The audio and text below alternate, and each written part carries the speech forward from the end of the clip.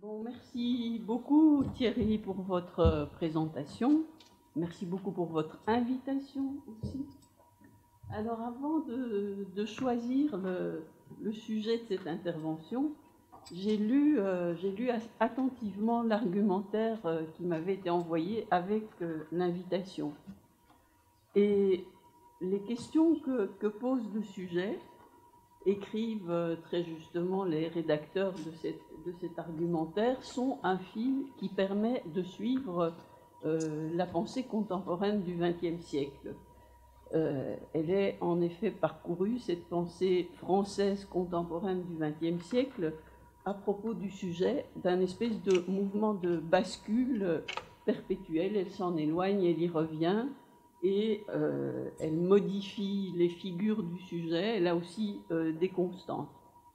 Alors dans cet argumentaire figuraient en très bonne place les noms de Foucault et de Sartre.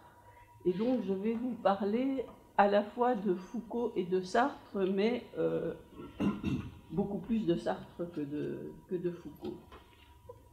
Mais tout de même, entre les deux, il m'a semblé qu'un parallèle pouvait être fait qui n'était pas superficiel.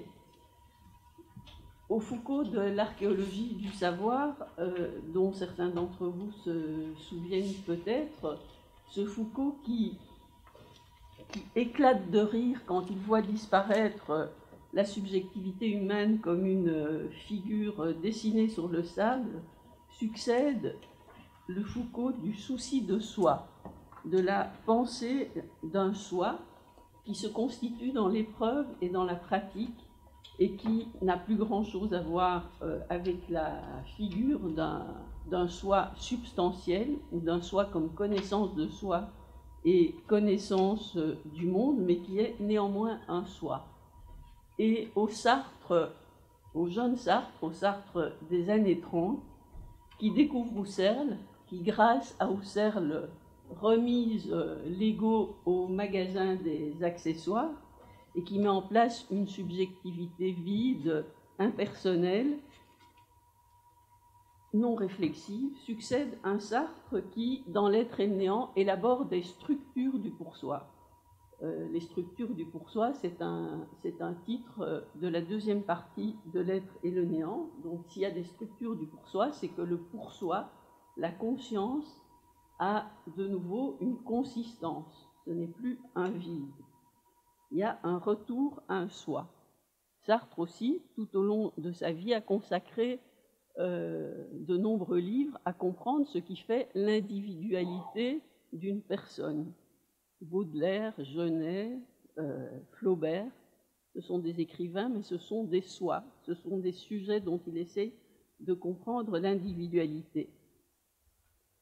Alors la façon, cette espèce de mouvement de retour à un sujet me paraît comparable. Et il me semble que maintenant qu'on est entré largement dans le XXIe siècle, ça nous revient, ça nous incombe de relativiser les conflits qui ont pu opposer les philosophies quand elles avaient à faire leur place au soleil, quoi.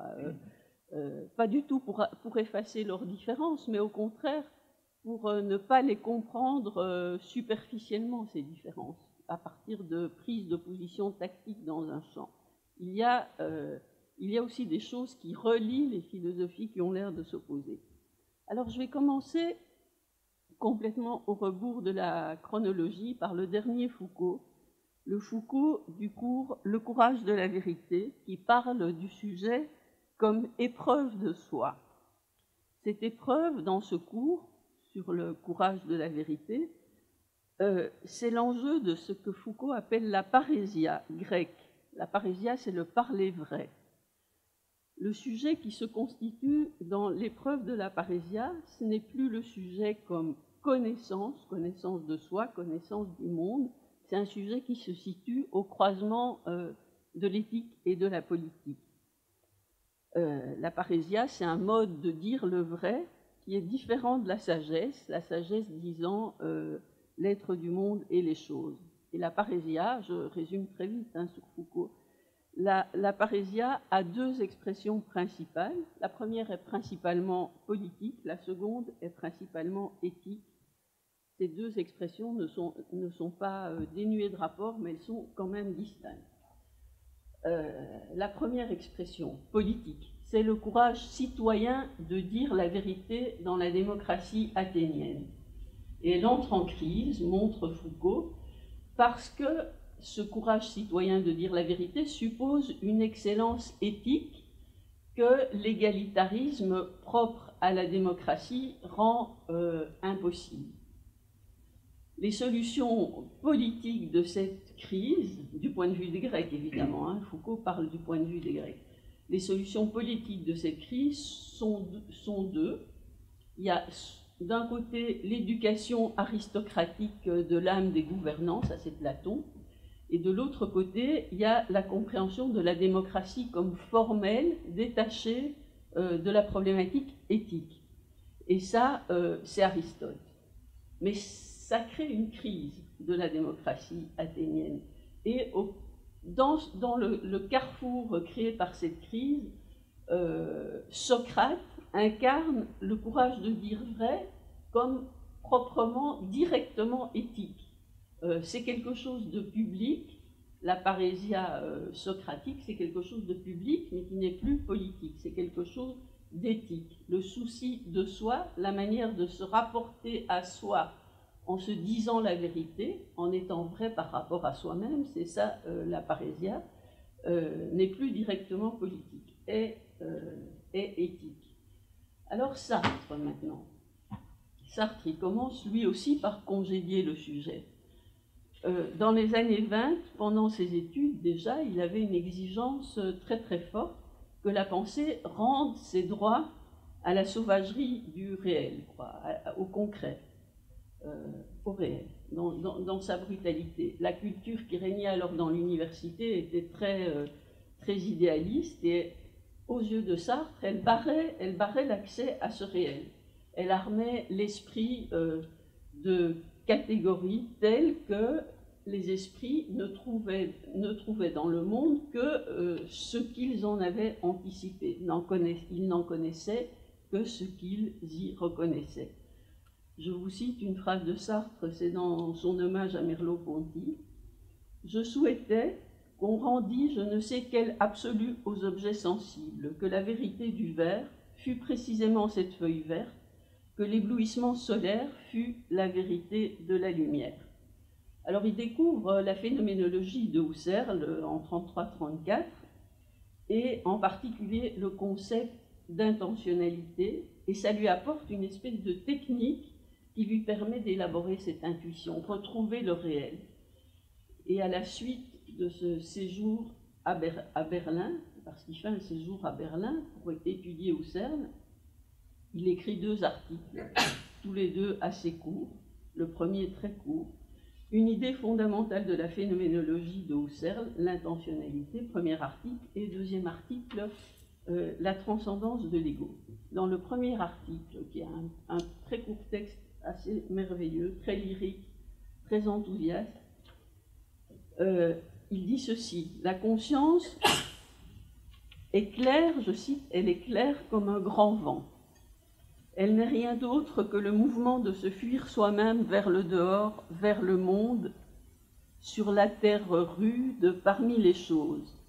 C'est, je continue toujours à citer, c'est le sens profond de la découverte que Husserl exprime dans cette fameuse phrase « Toute conscience est conscience de quelque chose ».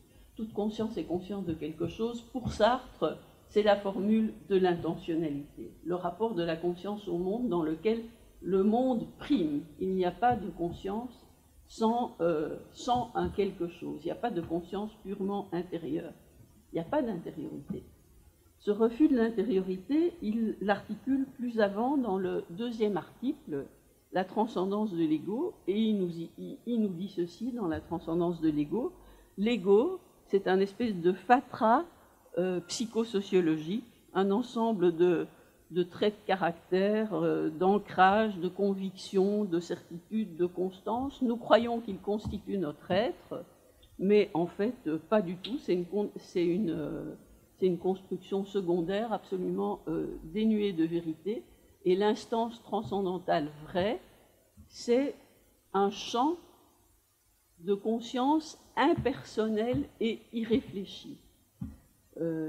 Alors, ce n'est pas du tout seulement ces maîtres idéalistes que Sartre croit pouvoir mettre à mal avec cet outil husserlien, c'est aussi tout un pan de la psychologie. C'est toute la psychologie de l'introspection, en fait. Il termine son article, le premier article sur l'idée fondamentale de l'intentionnalité, il le termine par une proclamation anti-proustienne. Il dit « Nous voilà enfin délivrés de Proust et de la vie intérieure, et nous voilà ramenés à cette saine vérité. Si j'aime une femme, c'est parce qu'elle est aimable. C'est pas du tout parce que moi j'ai des exquis tourments amoureux, comme Proust à propos d'Albertine. Non, si j'aime une femme, c'est parce que la femme est aimable. C'est l'objet qui compte, c'est pas le sujet. » Alors, qu'est-ce qui s'est passé pour que Sartre se mette à élaborer, dans l'être et le néant, une forme de soi qu'il appelle le pour-soi? Qu'est-ce qui s'est passé pour qu'il se mette à poser les linéaments d'une discipline qu'il appelle psychanalyse existentielle et dont le but est d'élucider ce qu'est une personne? Selon Foucault, je reviens à Foucault par moment, selon Foucault, donc la parésia et cette épreuve de soi qu'elle implique surgissent, bon, je l'ai dit, dans une période de crise de la démocratie athénienne. Et chez Sartre, il en va de même, quoi, d'une certaine façon. Le souci de soi, le fait de revenir à un soi, ça ne lui vient pas du tout de soi, si on peut dire. Ça vient toujours du monde. Sartre, il n'a pas une propension réflexive à s'interroger sur lui-même. Quand ça se passe, ça lui est arrivé 3 fois, en fait. C'est toujours dans une période de grande crise du monde. Ça lui est arrivé 3 fois. Pendant la Seconde Guerre mondiale, pendant un moment très tendu de la guerre froide, un moment spécialement tendu pendant la guerre de Corée, et en mai 68. Et c'est les 3 moments où Sartre s'est interrogé sur lui-même et a produit des séquences autobiographiques. Sinon, il s'occupe d'autre chose en réalité. Hein.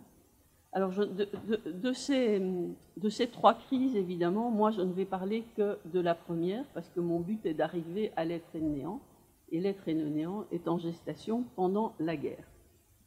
Donc Sartre est mobilisé, comme tous les Français, en septembre 1939, et il arrive sur le front d'Alsace. Et il commence à tenir un journal de guerre. Ce journal de guerre s'intitule « Les carnets de la drôle de guerre ». On l'a publié à titre posthume. Et ce sont des carnets des petits carnets de Moleskine qu'il a remplis pendant les 9 mois qu'a duré sa mobilisation. Et puis ça s'arrête net. Mais en fait, les effets de ce journal, les effets de ces carnets se font sentir très très longtemps après. D'abord dans l'être et le néant, parce qu'il y a vraiment des parties de l'être et le néant qui sort, lui, en 1943. Il y a des parties presque achevées déjà dans ces carnets de la drôle de guerre, et puis aussi dans cette discipline, justement, la psychanalyse existentielle, qu'il invente déjà pendant la guerre, et puis aussi parce que les questions qu'il se pose sont d'ordre moral, et que la quête d'une morale, elle va occuper Sartre jusqu'à la fin de sa vie, en fait. Alors, c'est quoi ces carnets de la drôle de guerre? C'est un texte foisonnant. Pour moi, c'est le plus beau texte de Sartre. Parce qu'il est extraordinairement drôle. C'est un texte où il y a des développements philosophiques, strictement philosophiques. Hein, il invente l'être et le néant, mais ça alterne avec des réflexions sur sa vie militaire, avec les types qu'il appelle mes acolytes. Ce sont les 3 soldats avec qui il partage le poste de sondage météorologique auquel il est affecté. Sartre, il n'était pas dans l'active, vu qu'il n'y voyait pas clair et qu'il louchait. Il était dans la météorologie. Il parle aussi beaucoup, il fait des comptes rendus de lecture, il lit énormément, il travaille énormément pendant la guerre. C'est absolument incroyable. Il réfléchit sur l'histoire. Il lit énormément sur l'histoire, il lit énormément sur l'Allemagne, il lit énormément sur la guerre précédente, la Première Guerre, et il réfléchit aussi sur le roman qu'il est en train d'écrire, qui est L'âge de raison, le premier tome des Chemins de la liberté, et il réfléchit aussi sur soi et sur la vie amoureuse très compliquée qu'il a laissée à Paris, et à travers tout ça, c'est complètement plurivoque, comme vous voyez, ça part dans tous les sens. À travers tout ça, il y a une constante, et c'est pour ça que j'ai choisi ce texte pour le sujet de ce colloque. Il y a une constante, c'est qu'il se pose une question sur lui-même. Il se pose une question sur lui-même, et la structure permanente de cette question, c'est qu'est-ce qui m'arrive pour que j'ai dû, jusqu'à présent, me penser comme n'étant pas moi-même. Pourquoi ai-je eu tellement besoin de la phénoménologie? Pourquoi mon idée de la subjectivité est-elle une idée de la subjectivité qui se refuse elle-même? Parce que cette idée de l'intentionnalité, cette glorification qu'il a faite de l'intentionnalité, c'est le sujet qui n'existe pas. Si j'aime une femme, c'est parce qu'elle est aimable. Ce qui compte, c'est le monde. Il n'y a pas d'intériorité. En bref, la question qu'il se pose, c'est pourquoi l'abandon de moi-même est-il ce à quoi je tiens le plus fermement, le plus âprement?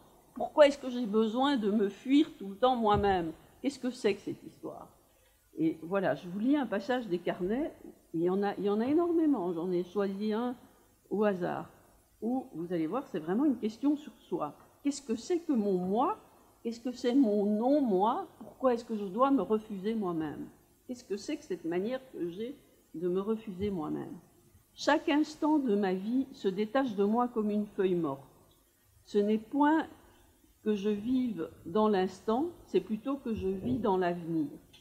De quelques mois que l'on me parle, je pense, je suis mieux que celui-là. Il me serait intolérable de penser que je suis moins intelligent, moins courageux que la veille. Je parle donc de celui que je fus sans sympathie, presque sans effort pour le comprendre. Je l'abandonne au rire et j'en ris. En même temps, et par cette reconnaissance même de mes erreurs, je dépouille l'homme en moi et je me place sur le terrain absolu du spectateur impartial, de l'arbitre. Ce spectateur, c'est la conscience transcendantale, désincarnée, qui regarde son homme de haut. Quand je me juge, c'est avec la sévérité que je mettrai à juger autrui, mais c'est que déjà je m'échappe à moi-même. Il m'est arrivé, après avoir eu des torts dans une dispute, de les reconnaître volontiers et de m'étonner profondément ensuite, en voyant que mon interlocuteur, malgré mon aveu, m'en voulait encore. J'avais envie de lui dire « mais enfin ce n'est plus moi, je ne suis plus le même ». Alors vous voyez, le moteur de cette non-solidarité avec soi, c'est quoi? C'est l'optimisme. Aujourd'hui est meilleur qu'hier et moins bon que demain. Bon, mais pendant la guerre, évidemment, ça en prend un coup. Hein. Cet optimisme est sacrément bousculé. Et par rapport à l'enthousiasme des années 30 qu'il avait porté vers la phénoménologie, les priorités sont aussi inversées. Il ne s'agit plus de dépoussiérer les vieilles figures du savoir pour aller vers le réel brut, parce que maintenant, c'est le réel brut qui envahit la conscience et qui envahit l'esprit. C'est l'esprit qui est en danger, là, notamment. Hein, donc, tout est renversé. Il faut introduire de l'intelligibilité dans un monde complètement convulsé. Alors, par ce contexte de crise, on n'est pas très loin de la structure du questionnement de Foucault. D'ailleurs, ça m'a frappé que Sartre lui-même se réfère au soubresaut de la Grèce antique pour évoquer sa propre interrogation sur soi et l'épreuve qui le conduit en philosophie, finalement, pendant la guerre, à s'éloigner de la pensée de Husserl, qu'il trouve maintenant trop paisible et trop universitaire, pour saisir dans la pensée de Heidegger, maintenant, quelque chose qui résonne justement avec l'époque convulsée. Je cite des carnets toujours. Les menaces du printemps 38, puis de l'automne, me conduisaient lentement à chercher une philosophie qui ne fût pas seulement une contemplation, mais une sagesse, un héroïsme, une sainteté, n'importe quoi qui pût me permettre de tenir le coup. J'étais dans l'exacte situation des Athéniens après la mort d'Alexandre, qui se détournèrent de la science aristotélicienne pour s'incorporer les doctrines plus brutales mais plus totalitaires des stoïciens et des épicuriens qui leur apprenaient à vivre. L'histoire était partout présente autour de moi. Et en effet, quand Sartre arrive sur le front alsacien et commence à se demander pourquoi est-ce que je m'obstine à ne pas être moi, qu'est-ce que je dois faire de ce bizarre moi ou non-moi dans cette guerre, son questionnement est vraiment d'ordre moral ou éthique, et la première solution qui s'offre à lui tout au début, le premier jour qu'il commence à écrire, c'est le stoïcisme. Et cette solution, elle lui vient d'Alain et de la leçon qu'Alain a tirée de la guerre précédente dans un livre qui s'appelle « Mars ou la guerre jugée » et que Sartre a lu. Alors l'attitude que prône Alain par rapport à la guerre, c'est le refus d'inspiration stoïcienne, quoi. Prêter son corps à la guerre avec indifférence, mais en son âme et conscience, la refuser, lui dire non. Bon, les devises stoïciennes archi-classiques, hein, être libre dans les chaînes, se vaincre soi-même plutôt que la fortune, etc. Donc Sartre, il part là-dessus. Il se dit c'est ça qu'il faut faire. Et puis il se rend compte très vite que ça ne marche pas. Et ça n'a rien d'étonnant parce que Sartre commence à s'éloigner de Husserl, certes, mais il ne bouge pas du tout sur sa compréhension de l'intentionnalité. Il ne bougera jamais d'ailleurs. Il restera toujours vrai pour lui que la conscience, elle est ouverture au dehors, au monde.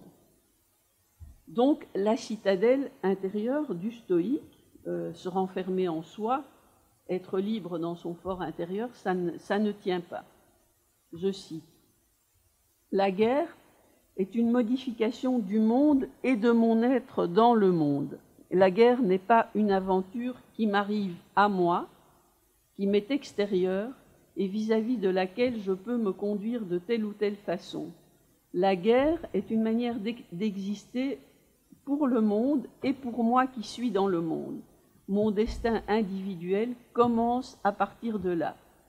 Je suis pour la guerre dans la mesure où je suis homme. » Le stoïque tente de jouer du retrait, mais il oublie que refuser la guerre, c'est y être encore. Tout comme le soldat, dit Sartre, là je paraphrase cette page des carnets, tout comme le soldat, l'officier, le civil de l'arrière, le déserteur même, tout le monde joue un rôle dans la guerre. Le déserteur aussi est dans la guerre. Alors Sartre, réfléchissant sur le côté inopérant du stoïcisme, il dit qu'est-ce qu'il faut faire? Il faut s'embarquer dans la condition humaine et dans la guerre, qui sont pour le moment une seule et même chose. Il faut, ça c'est un mot très important qui revient tout le temps dans ces carnets, il faut assumer la guerre. Et au niveau individuel, qu'est-ce qu'il faut faire? Au niveau du sujet, que faire par exemple si le malheur s'abat sur moi? Il ne faut pas du tout, dit Sartre, il réfléchit donc sur la subjectivité, il ne faut pas du tout se raidir contre la douleur à la façon stoïcienne. Si le malheur s'abat sur moi, il faut souffrir. Et il est très marqué à ce moment-là par le livre de Koestler, Un testament espagnol, et il cite ce passage, je cite Koestler parce que le passage est beau, et puis parce qu'on est dans un lieu hispano-français. Il croyait qu'il faut lutter pour vivre et même mourir pour que les autres vivent. Koestler parle des républicains avec lesquels il a été emprisonné à Séville en 1937. Il a été pris à la chute de Malaga. Donc, il croyait qu'il faut lutter pour vivre et même mourir pour que les autres vivent. Comme ils y croyaient très fort, ils n'avaient pas peur de la mort, mais ils avaient très peur de mourir. car c'étaient des civils, soldats du peuple, soldats de la vie et non de la mort. J'étais là quand ils sont morts dans les larmes, les vains appels au secours, et dans une grande faiblesse, juste comme les hommes doivent mourir, car mourir est en effet une chose bien sérieuse, il ne faut pas en faire un mélodrame. Alors je dois ici faire appel à un mot qui revient de façon absolument lancinante dans ces carnets, qui est le mot d'authenticité, soit une façon de se dire la vérité, d'être vrai vis-à-vis de soi. Et l'authenticité, c'est ce qui, dans le souci de soi sartrien, répond à ce que Foucault nomme parésia. Ce concept, justement, Sartre le reprend à Heidegger. Pendant cette période, pendant cette drôle de guerre, il lit un petit recueil de textes de Heidegger qui a été édité chez Gallimard en 1938 sous le titre « Qu'est-ce que la métaphysique ?» Et tous les carnets, dès leur première page et jusqu'à la fin, sont tendus par la quête de l'authenticité. La façon dont Sartre s'interroge sur soi, c'est comment faire pour être authentique, comment faire pour cesser d'être inauthentique. Alors pour Heidegger, donc il a lu, l'authenticité, c'est l'assomption de la mort, comme vous le savez sans doute, c'est l'assomption de la mort comme la possibilité la plus propre de l'homme. Sartre ne reprend pas du tout la problématique de la mort dans ce sens-là, mais il reprend bien par contre la problématique de l'assomption.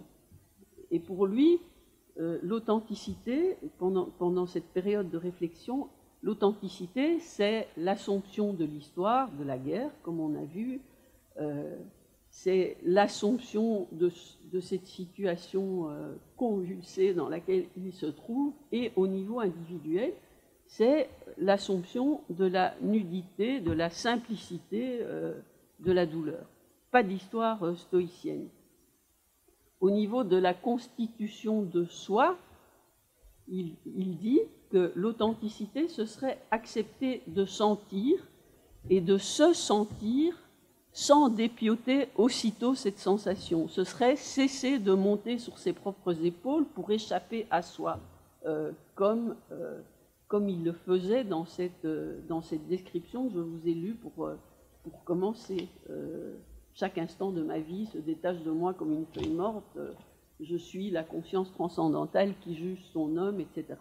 L'authenticité, ce serait exactement l'inverse. Ce serait s'immerger dans la sensation de soi. Sartre rapporte dans son journal le contenu d'une lettre de Simone de Beauvoir. Je cite. « Le castor, petit nom doux de Simone de Beauvoir, m'écrit justement que la véritable authenticité ne consiste pas à déborder sa vie, à prendre du recul pour la juger ou à se libérer d'elle à chaque instant, mais au contraire à y plonger et à faire corps avec elle.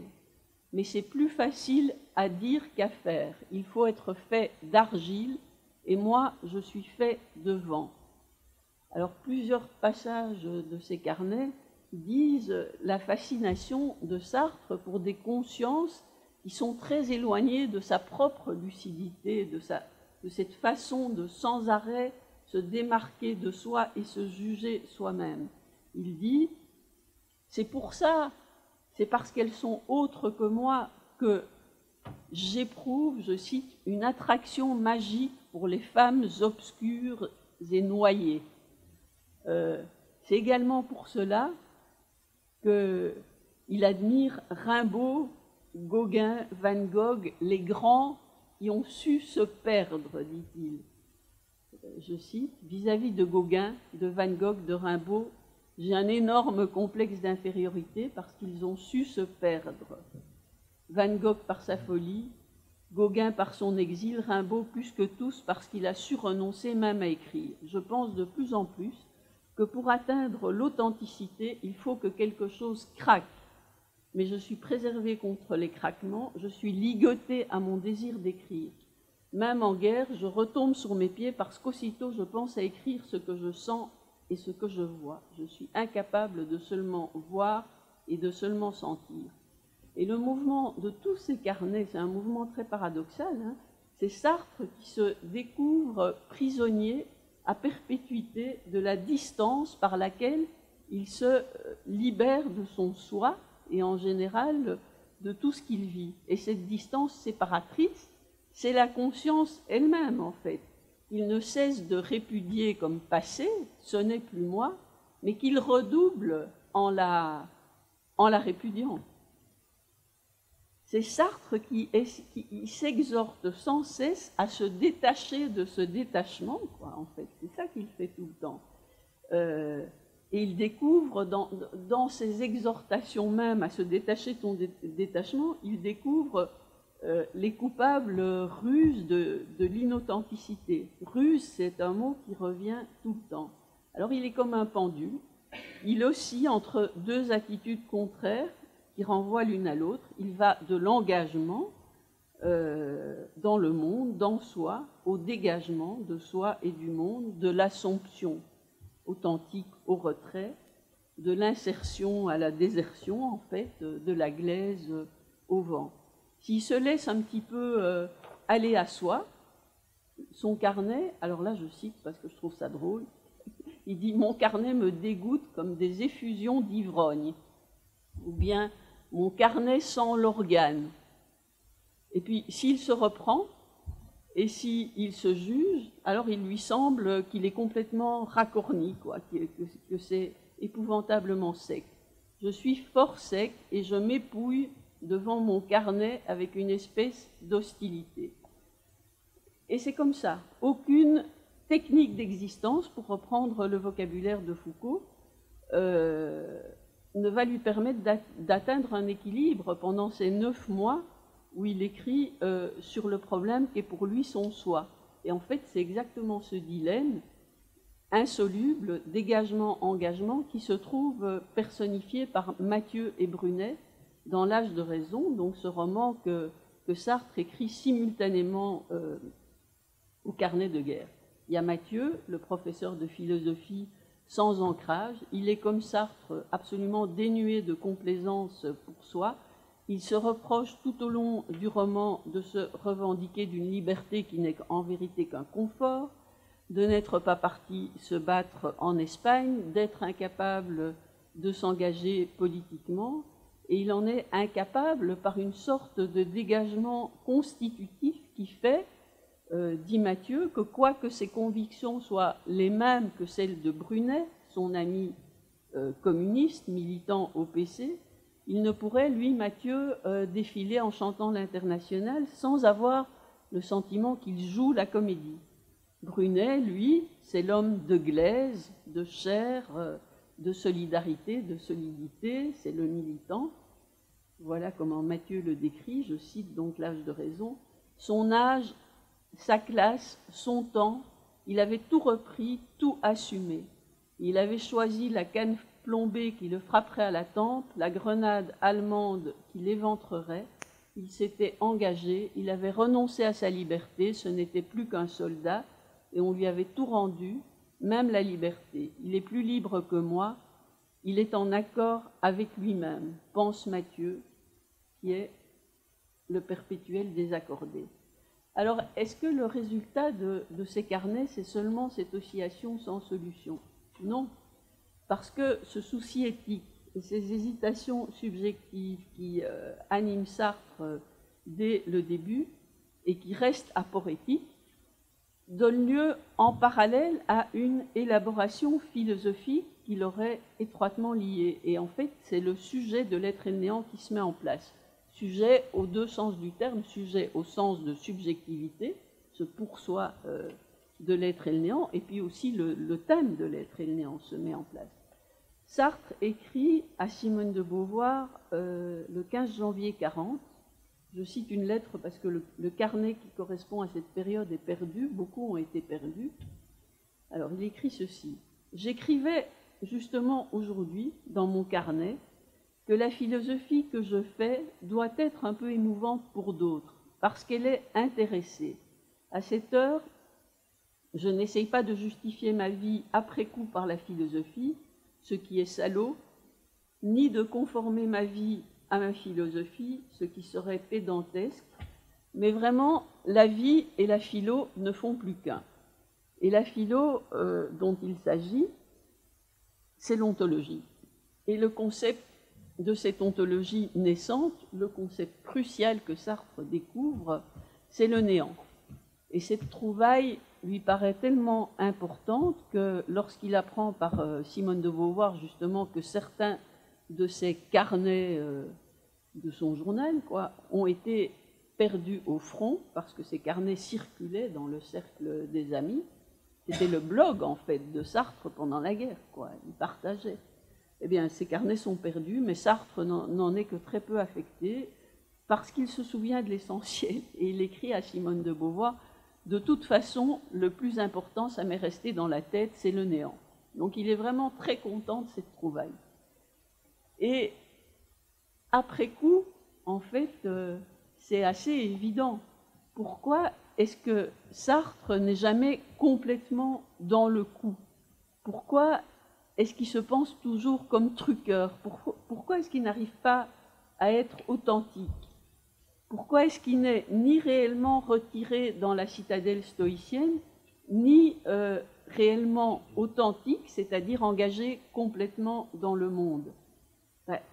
Ce qui fait que la conscience ne peut ni se rejoindre dans une identité à soi, ce qui serait l'option stoïcienne, ni se perdre complètement dans le monde.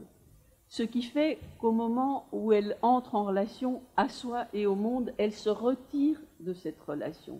C'est qu'elle est néant. C'est que son mode d'être spécifique, c'est de n'être pas. De n'être pas le monde et aussi de n'être pas ce qu'elle est.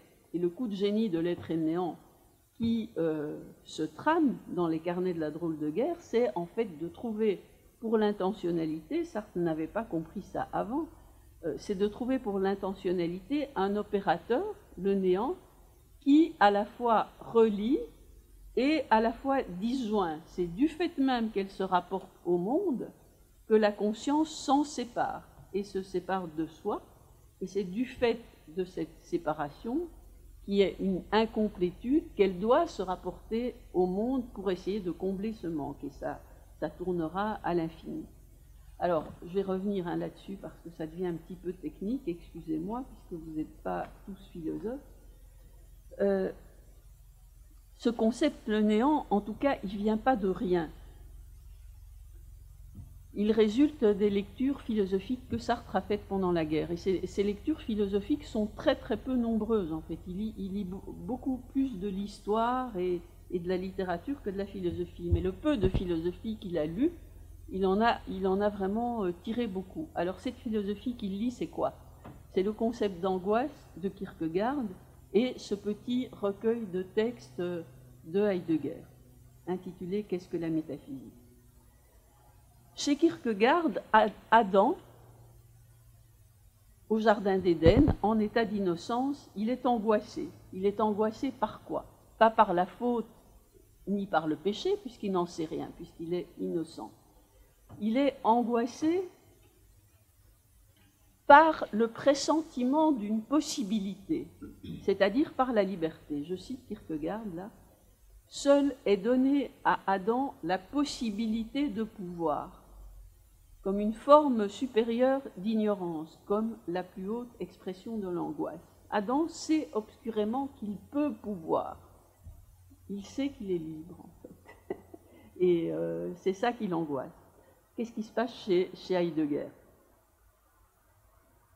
Chez Heidegger, bon, il y a une différence entre la peur et l'angoisse. La peur, c'est toujours la peur de quelque chose de déterminé, d'un chien méchant, d'un étang, d'un gouffre, d'un danger qui relève des étangs déterminés, des êtres du monde déterminés. L'angoisse, c'est pas ça.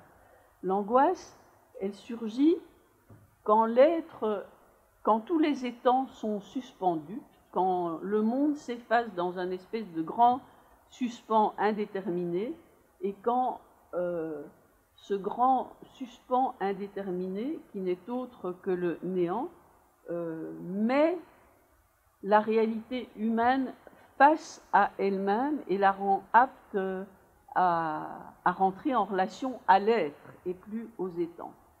Alors bon, Sartre a intériorisé ces deux réflexions complètement centrées sur l'angoisse. Et il commente dans son carnet angoisse devant la liberté chez Kierkegaard, angoisse devant le néant chez Heidegger. À mon sens, c'est une seule et même chose, car la liberté, c'est l'apparition du néant dans le monde. Il n'adopte pas Heidegger sans le critiquer. Et en fait, c'est à peu près là-dessus que je vais terminer. Hein? Ne vous en faites pas, j'ai encore beaucoup de feuilles, mais j'ai prévu de ne pas les dire toutes. Donc, Sartre n'est pas, parce que c'est un bruit qui court, Sartre est un plagiaire de Heidegger, pas du tout. Il prend très tôt ses distances par rapport à Heidegger. Il reprend cette idée néant, angoisse, mais il critique Heidegger. En janvier 40, il écrit à Simone de Beauvoir « Ce matin, j'ai relu la conférence de Heidegger « Qu'est-ce que la métaphysique ?» et je me suis occupé à prendre position par rapport à lui sur la question du néant. J'avais une théorie du néant, elle n'était pas encore très bien tournée, et voici qu'elle l'est. » Alors, en février, il donne forme à cette critique de Heidegger, comme elle figurera dans L'être et le néant, entièrement, et il met en place les concepts centraux de L'être et le néant. L'en-soi, l'être et le pour-soi. On voit tout d'un coup apparaître ce vocabulaire, ce qui est assez émouvant pour un sartrien, en fait. Le mot en soi et le mot pour soi apparaît comme ça, sans crier gare. Alors, voici comment Sartre introduit le pour-soi pour la première fois. Le pour-soi ne peut surgir qu'en liaison avec la totalité de l'en-soi qui l'en sert. Si on sait que pour-soi c'est conscience et en soi c'est être, ça veut dire le pour-soi ne surgit qu'en liaison avec l'être. C'est une autre formulation de l'intentionnalité. Toute conscience est conscience de quelque chose. Le pour-soi ne peut surgir qu'en liaison avec la totalité de l'en-soi qui l'en sert. Là, il n'y a pas du tout encore de critique de Heidegger, c'est simplement le vocabulaire de l'être et le néant qui apparaît. Il continue, d'une façon tout à fait générale, le pour-soi se néantit par rapport à la totalité de l'en-soi. Cette liaison première du pour-soi à la totalité du monde comme à ce qu'il n'est pas, c'est ce que nous nommons être dans le monde. Être dans le monde, c'est se faire absence du monde.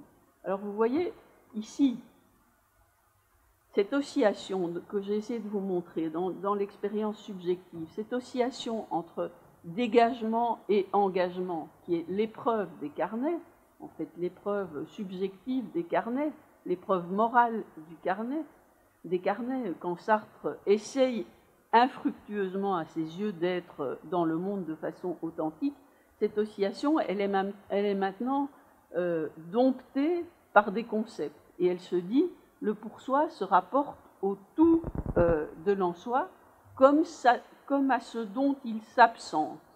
Le ressort de l'intentionnalité est devenu néantisant, c'est le néant. Il y a une négation entre la conscience et le monde. Mais Sartre ne s'en tient pas là, et c'est là qu'arrive sa critique par rapport à Heidegger. Il continue de la façon suivante. Être conscience, c'est se faire non-monde en présence du monde, c'est se faire précisément et concrètement ce qui n'est pas ce monde-là. Et c'est par cette précision, par cette concrétude de la négation, que Sartre marque sa distance par rapport à Heidegger. Parce que Heidegger ne convoque le néant que dans l'expérience extrême de l'angoisse, qui est suspens total et indéterminé de l'être. Et pourquoi, dit Sartre? C'est pour laisser l'être intact dans sa caractéristique essentielle, quoi. Il est total, il est englobant, c'est comme ça qu'il est suspendu dans l'angoisse, et c'est à la totalité de l'être que fera retour la réalité humaine après l'avoir enjambée dans l'angoisse, et inversement, dans cette angoisse, par-delà l'être qui est totalement suspendu ou anéanti, la liberté se contemple elle-même, et dans cette auto-contemplation, elle gagne une espèce d'apaisante coïncidence avec soi. Heidegger, dans Qu'est-ce que la métaphysique, il parle du repos, c'est les mots de Heidegger, le repos caractéristique qu'on atteint dans l'angoisse. Alors pour Sartre, ce repos, c'est ce repos qui est complètement inconcevable. Pourquoi? Parce qu'on ne peut pas dire que la conscience est néant. Si la conscience était néant, si la conscience pouvait être néant, si elle pouvait se rejoindre à elle-même comme néant, elle serait encore une substance, elle serait encore une variante de la chose pensante. Or Sartre, il ne va jamais revenir sur ce qu'il a découvert dans Husserl. Ça, ce refus de la substantialité, de l'intériorité de la conscience, de l'inexistence de la chose pensante, pour lui, c'est un acquis sur lequel il ne va jamais lâcher. Alors ça veut dire que si la conscience est néant, cela implique qu'elle ne peut pas être le néant qu'elle est, qu'elle se nie elle-même, qu'elle n'est jamais en repos, précisément. Et puisqu'elle n'est rien en elle-même, puisqu'elle n'a pas d'intériorité, comment est-ce qu'elle apprend cette non-coïncidence avec soi? Elle l'apprend à l'autre bout de l'intentionnalité, elle l'apprend sur le monde. Et ce qu'elle apprend sur le monde, c'est précisément l'impossibilité de nier l'être comme un tout. En fait, je ne nie pas l'être comme un tout, je n'ai jamais l'être comme un tout. Ce que je nie, c'est ma manière de ne pas être l'être, si vous voulez. C'est ne pas être cette table, ne pas être cette chaise, ne pas être cette fenêtre, ne pas être cette caméra. C'est ne pas être ceci, puis encore ceci, puis encore ceci. Être conscience, c'est se faire précisément et concrètement ce qui n'est pas ce monde-là. C'est toujours par rapport à des déterminations que ça se joue. Autrement dit, l'angoisse, c'est une expérience limite, c'est quelque chose d'extrêmement rare. C'est pas comme ça que le néant se monnaie concrètement dans notre rapport au monde. Le néant, dans notre rapport au monde, ben justement, c'est quelque chose d'intramondain, quoi. C'est le ver dans le fruit, c'est l'écharde dans la chair, c'est le monde tel que nous le rencontrons, ce monde où Pierre n'est pas où je l'attends, où Juan Manuel a un lumbago qui l'empêche d'arriver ici. C'est ça le monde. Le néant, c'est comme ça qu'il est présent. Je n'ai plus le temps de terminer ce travail, j'ai un obstacle qui me sépare de mon but. C'est comme ça qu'elle est en rapport au monde, ma conscience. L'angoisse, Dieu merci, c'est pas perpétuel, c'est pas tous les jours. Alors, c'est très important. Pourquoi? Parce que cette multiplicité des négations dans laquelle se monnaie concrètement le néant que la conscience est et ne peut pas être en même temps, c'est la matrice conceptuelle d'un autre fondamental de l'ontologie de Sartre, c'est le concept de situation, qui est complètement indissociable de celui de liberté. La liberté est en proie à l'être en même temps qu'emprise sur lui. Elle éclaire l'être, elle le dépasse, mais à partir d'un ancrage complètement déterminé. Et beaucoup d'échanges théoriques de Sartre et de Beauvoir pendant cette période de la guerre portent là-dessus. Je cite là La force de l'âge, je termine. Ça se passe, elle relate une permission de Sartre, en fait. Sur les carnets de Moleskine, donc ce sont les carnets de la drôle de guerre, sur les carnets de Moleskine où il notait sa vie au jour le jour, ainsi qu'un tas de réflexions sur lui-même et sur son passé, il ébauchait une philosophie. Il m'en exposa les grandes lignes un soir que nous rôdions près de la gare du Nord. Les jours suivants, nous discutions certains problèmes particuliers et surtout le rapport de la situation et de la liberté. Je soutenais que du point de vue de la liberté telle que Sartre la définissait, non pas résignation stoïcienne, mais dépassement actif du donné, les situations ne sont pas équivalentes. Et Sartre se rend aux raisons de Simone de Beauvoir, comme très souvent. Et il s'y rendra de plus en plus au fil de son œuvre, au point qu'en 1960, la critique de la raison dialectique, elle ne sera rien d'autre qu'une énorme élucidation de la situation historique et sociale. Mais L'être et le néant aussi est bien un livre situé, pas du tout un traité d'une subjectivité fermée sur elle-même ou une histoire de vieux cartésiens. Et c'est comme ça que L'être et le néant a été compris en pleine occupation. Et je termine en citant le témoignage de Claude Lanzmann, le directeur des Temps modernes, qui était à ce moment-là en train de mettre sur pied un réseau de résistance au lycée Blaise Pascal à Clermont-Ferrand. Son camarade Gilles Gaston Granger lui apporte en 1943 L'être et le néant dans la salle d'études du lycée Blaise Pascal, et voilà ce qu'il en dit. Dans les circonstances de ce temps, nous reçûmes, Granger et moi, L'être et le néant, ontologie révolutionnaire comme une œuvre de résistance et de liberté. Nul alors ne s'y trompait. Donc vous voyez, Sartre, parce qu'on dit souvent de Sartre que c'est un cartésien périmé, pas du tout. L'être et le néant, c'est un livre de combat qui se place à la jointure de l'éthique et de la politique, et qui, en exaltant la liberté, parce que c'est vrai que L'être et le néant, il y a une exaltation énorme de la liberté dans ce livre, qui, mise hors contexte, peut sembler naïve, mais dans le contexte, dans la situation précisément, L'être et le néant répond aux exigences d'une situation très précise, l'occupation. Et c'est comme ça que ce livre, à mon avis, doit être lu. Les censeurs, je termine là-dessus, les censeurs allemands ont été extraordinairement stupides. La bêtise de la censure est une bénédiction. Il y a quelque part dans L'être et le néant, Sartre donne en passant un exemple de ce qu'est une interdiction. Et quel est son exemple? C'est une pancarte. Et qu'est-ce qui a marqué sur la pancarte? Restaurant juif, interdiction aux Ariens d'entrer. Ils n'ont pas vu. Et voilà. Je vous remercie.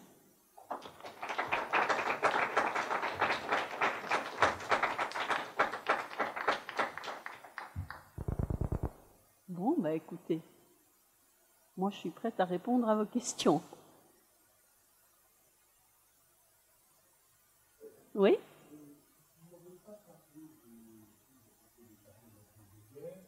Et alors, j'entends bien dans la démonstration de la vôtre que le journal de Gilles qui venait de paraître en 1939 et qui a fait l'effet d'une petite bombe dans le monde littéraire et qui est très longuement commenté dans les carnets, n'a pas la valeur, le poids, le même statut que les œuvres philosophiques que vous avez évoquées.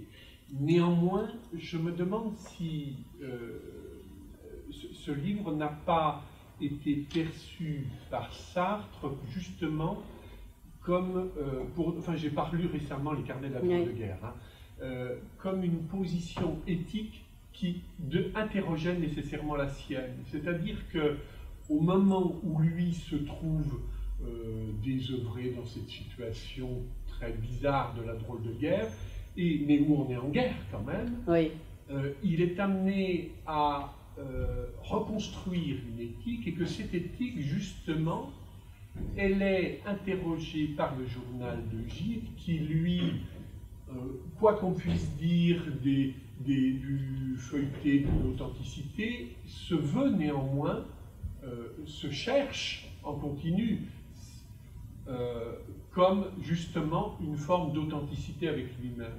Oui, le journal de Gide a été très important, et d'ailleurs pas seulement le journal de Gide, parce que Sartre, vous voyez, Sartre, il avait une très forte résistance au genre journal intime, précisément à cause de sa conception de la subjectivité. On ne raconte pas ces petites histoires, on ne se considère pas soi-même, l'introspection c'est des bobards, etc.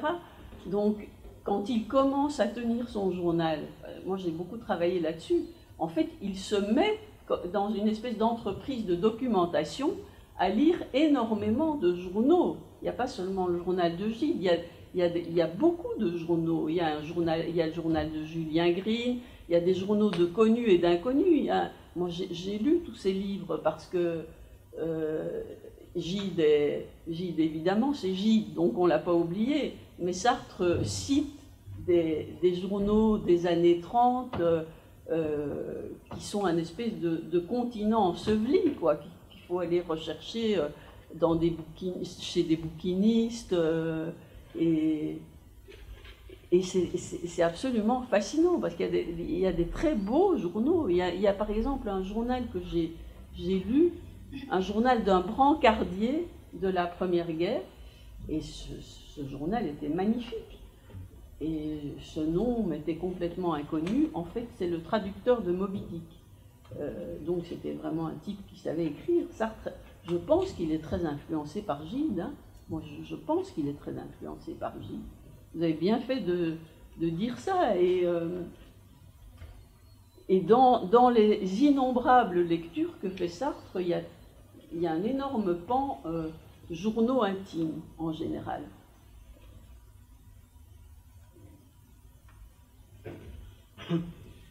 Oui? Est-ce que vous comprenez l'espagnol? Oui. Je vous répondrai peut-être en français, mais je comprends très bien l'espagnol. Me ha encantado la exposición que ha hecho, profesora, así que mis felicitaciones.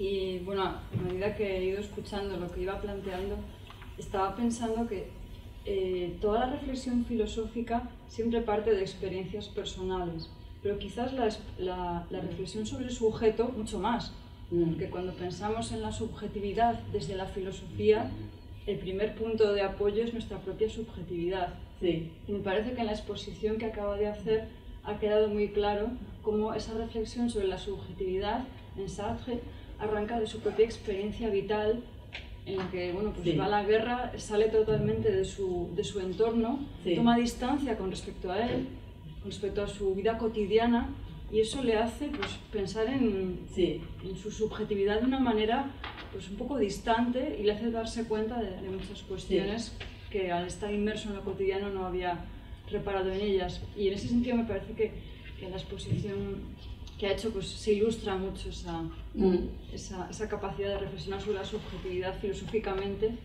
partiendo de lo que somos, pero a veces distanciándonos de ello, ¿no? Bueno, que en ese sentido por lo menos es lo que he intentado decir. Me pareció muy sugerente.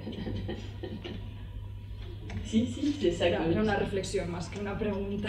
Oui, c'est ça que j'ai essayé de faire, parce que, au fond, j'ai édité ces carnets de la drôle de guerre en Pléiade, vous voyez.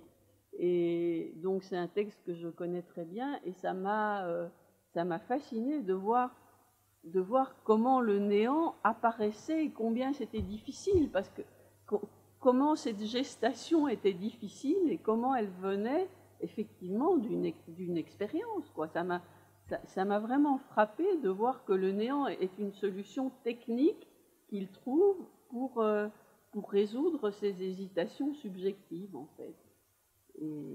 Et après, elle devient autonome, mais elle vient de là. Elle vient de là. Alors que quand on n'avait pas les carnets de la drôle de guerre, on lit L'être et le néant, on a l'impression que Sartre, le néant, il l'a toujours eu. Mais non. On a l'impression qu'il avait déjà le néant quand il était dans ses premiers textes phénoménologiques, mais en fait, non, ce n'est pas la même chose. Le vide de la conscience intentionnelle, cette première conscience, cette conscience du moment où il découvre Husserl, elle n'est pas encore structurée par le néant. Elle n'est pas encore structurée. C'est une conscience vide, mais elle n'a pas encore cette structure. Il n'y a pas encore cet opérateur de l'intentionnalité, cette espèce de petite mécanique absolument géniale qui fait que quand la conscience se rapporte au monde, du fait même qu'elle s'y rapporte, elle s'en sépare. Parce que être dans le monde, c'est se faire absence du monde. Ça, c'est une invention. Il n'y a que Sartre qui a fait ça. Et donc, il trouve ça parce qu'il n'arrive ni à être dedans, ni à être dehors.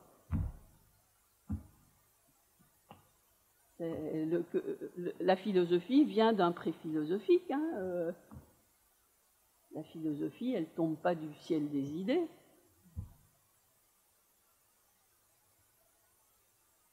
Bueno, estoy muy contenta de que me hayas entendido.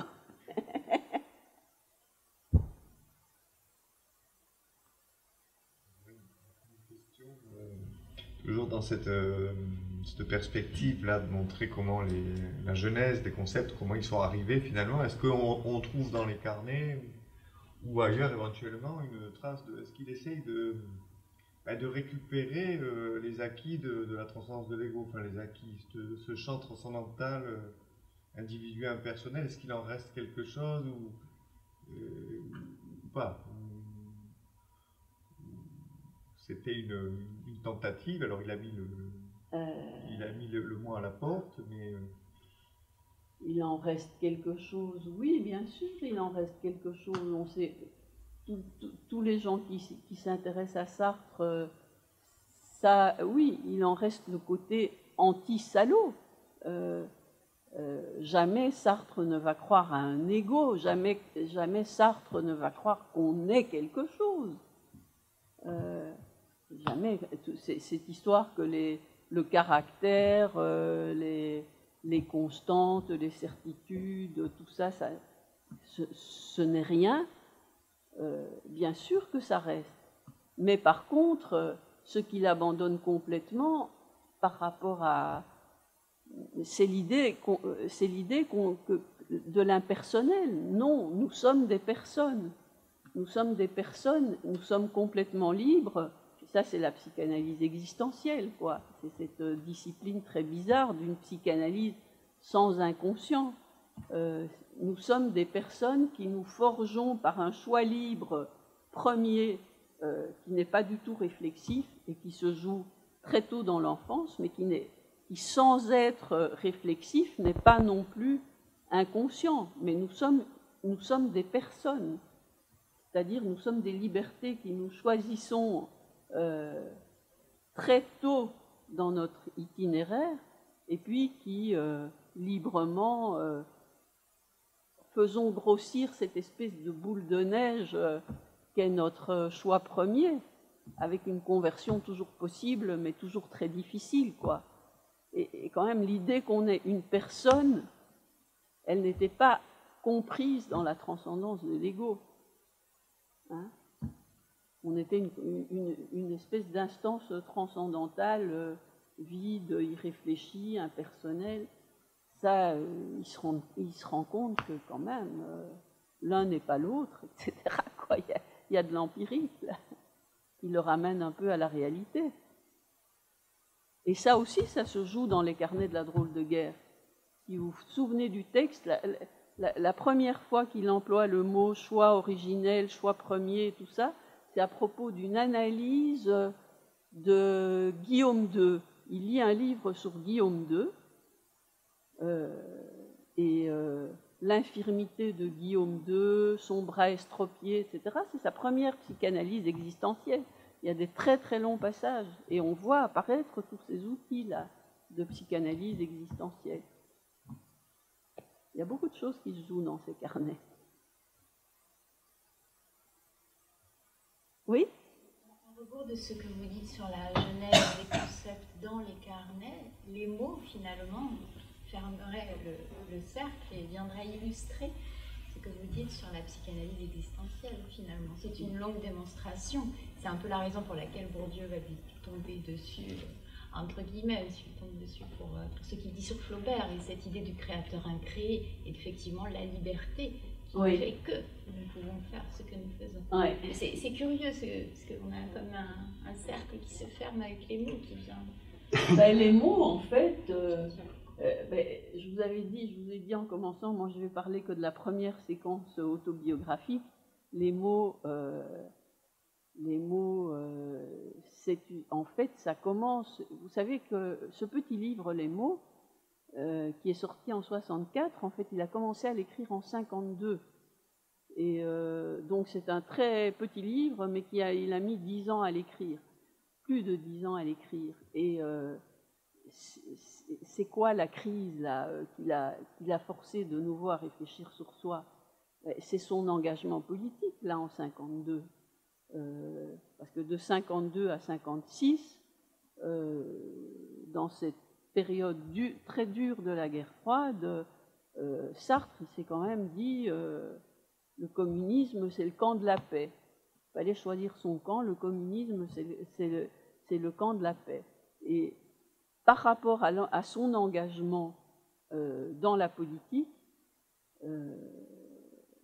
son espèce de croyance, son espèce de foi dans la littérature qui était un substitut de la religion, c'est ça la substance des mots, hein, ben voilà, il la critique en un espèce de retour, dans un espèce de retour sur soi. Mais l'ambiguïté, c'est pour ça que je ne suis pas tout à fait d'accord avec vous, l'ambiguïté de cette critique est absolue, parce qu'il critique la littérature dans les mots, au profit de l'engagement politique.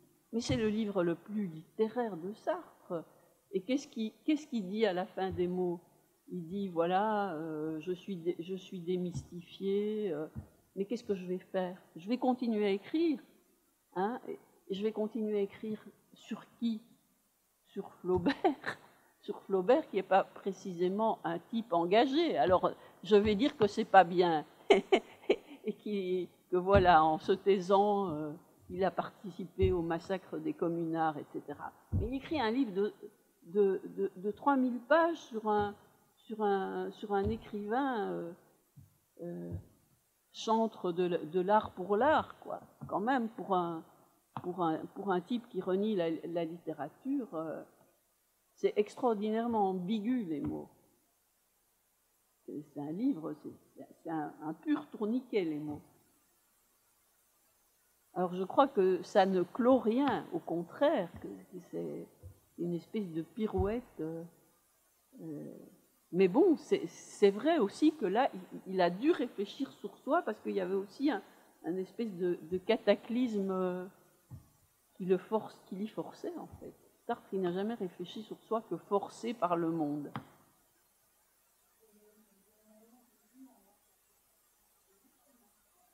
Oui, oui, oui.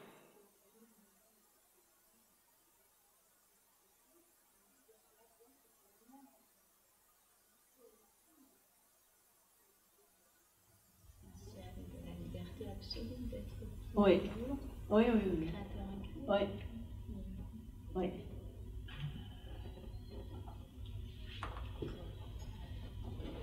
Il y a d'autres questions?